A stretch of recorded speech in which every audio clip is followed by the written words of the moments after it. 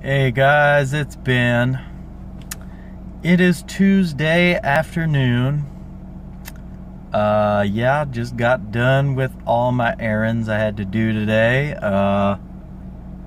Had fun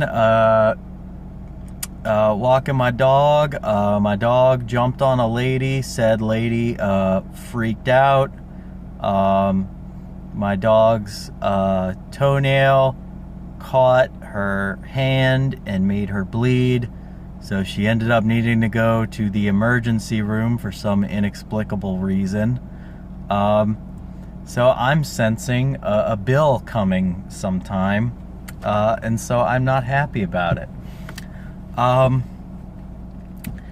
Outlaw Nights is still going strong on Indiegogo. We are 21% funded, and we have got 32 days left. So go ahead, if you haven't yet, click on the link in the description below and check out Outlaw Nights, because you will not be disappointed.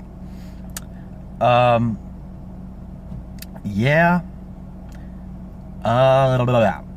Pop culture wise, still watching Smallville like a beast. You've probably figured it out by now, but I am very much a one-track pony when it comes to TV shows and such. I have to watch it all the way through. It's my thing. When show creators are very good at creating cliffhangers and whatnot, it shows.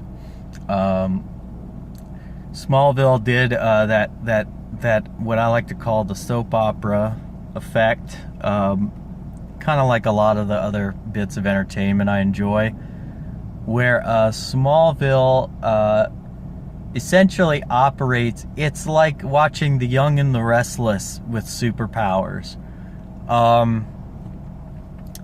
It's very much got that, you find out some new piece of the puzzle at the very end of the episode, and it's the old tune in next week to find out. Lionel Luthor is like, that entire character is straight up like cut out of a soap opera. The fact that it's just lies after lies built upon more lies, and all the stuff with Lana and Clark and the whole, I just wish he'd kind of tell her at this point, because it's getting kind of ridiculous. Yeah. But all in all, Smallville, way better than most of the superhero shows I'm seeing nowadays. Way better. I think in a lot of ways Arrow has run its course. In a lot of ways, the Flash has potential to keep going on, but they're wasting a lot of opportunities with the Flash, in my opinion. They want to turn it into this weird sitcom-y, like kind of funny, deal, and they want to add in some heavy drama. But most of the heavy drama in the past, I would say, most of the heavy drama in the past 2-3 years, well, no. I think it was mainly just the past couple seasons. That was when, they kind of, it's like all the villain stuff is kind of forced. It looks very fake. I was not threatened by King Shark in the slightest.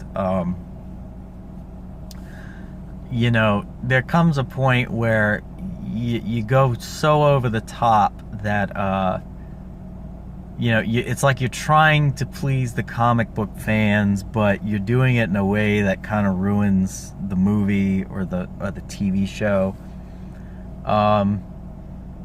My best way of expanding on that, I guess, would be essentially the animation that they're using, the costumes and whatnot. It looks low budget, and when I say that, I mean, you know, you can have a low budget production that is amazing and fantastic, and you can have a low budget production that looks like it's a low budget production, and I would say most of the CW shows are kind of falling into that category. Even though the animation used in Smallville was like leagues behind the animation being used in like the Arrowverse and all that, I think it sold better, if that makes any sense. I felt like they sold it to me better than the Arrowverse is selling their stuff. You know, the set designs and everything don't look cheap. They don't look like they were slapped together. They look like they were, you know, well designed, well put together. I found that actually, this is kind of odd, but it's related. The episode that they did with Crypto the Superdog,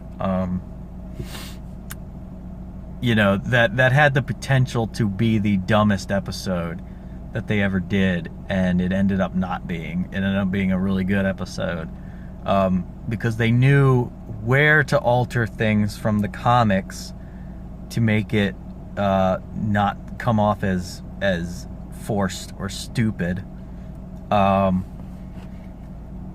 they did it in a way that I think paid homage to the comics while putting their own spin on it.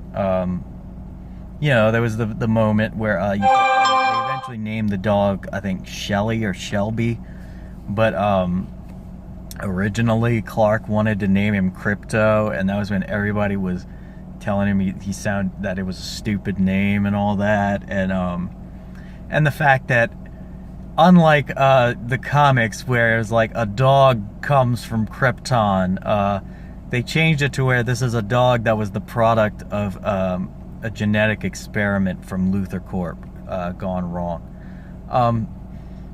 Little touches like that can make the difference between something being really awesome or really lame.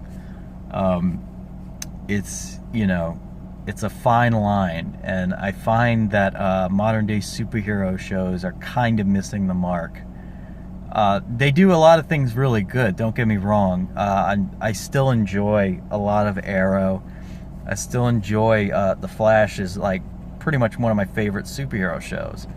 I can just recognize its flaws. And I think that if you don't point out these flaws, people keep making the same mistakes over and over. And that's the whole thing, really. If you've watched any of my videos in the past, I hope you know the most of the things I'm talking about are things I'm fans of. They're things that I enjoy. It's just that I like to bring up things that I think weren't done well enough, or things that I would have done differently. Strictly because that's the way you grow as an artist, is, you know, you want somebody to be honest with you about their interpretation of it. If everybody just kind of tells you something's great, you don't really you don't grow from that. So anyway, thank you so much once again for joining me for yet another video. If you like anything I have to say, go ahead, hit the like button, hit the subscribe button.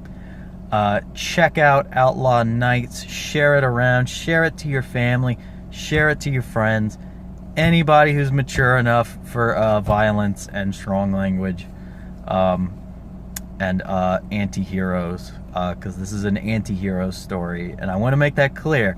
This is not in any way meant to shape your moral foundation.